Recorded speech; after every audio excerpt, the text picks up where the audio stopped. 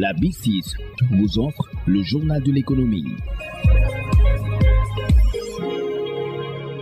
Bienvenue dans ce journal de l'économie. Le forum Invest in Sénégal s'est achevé sur un record, plus de 13 000 milliards de francs CFA d'investissement annoncés dans des projets stratégiques, énergie, infrastructure numérique.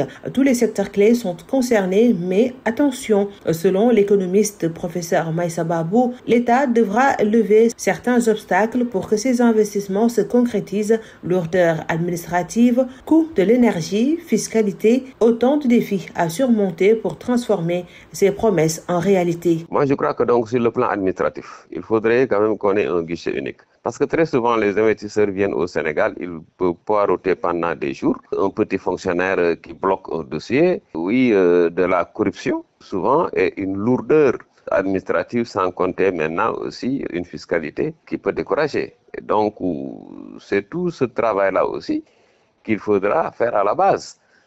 Pour accorder en tout cas toutes les facilités, d'autant que nous avons quelques limites quand même, il faut le dire, parce que le Sénégal n'est pas très compétitif par rapport à son énergie qui coûte extrêmement cher.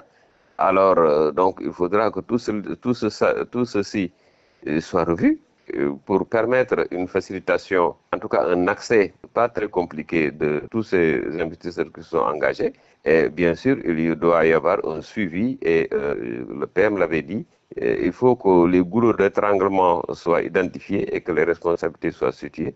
Et si on parvient en tout cas à balayer toutes ces contraintes-là, à faire de ce pays un environnement aussi vraiment sécurisé, je crois que ce sont les seuls risques qui peuvent bloquer certains investisseurs qui vont craindre, ou alors par rapport à la rentabilité, que c'est peut-être des risques d'investir dans ce pays-là. Et puis retenez que la masse salariale dans le secteur moderne est en hausse de 1,0% au deuxième trimestre 2025 selon l'ANSD. Cet accroissement fait suite à l'augmentation de la masse salariale dans les secteurs de l'industrie 2,5% et des services 1,3%.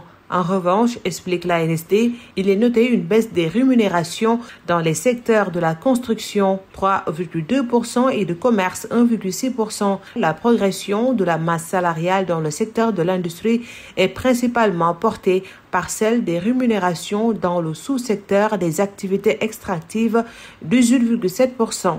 Quant à l'augmentation de la masse salariale dans les services, elle est en relation avec la hausse des rémunérations dans les sous-secteurs des activités artistiques, sportives et récréatives, 12,0% de l'information et de la communication, 9,6% des activités immobilières, 6,8%. C'est tout pour aujourd'hui. Rendez-vous demain pour un autre journal de l'économie.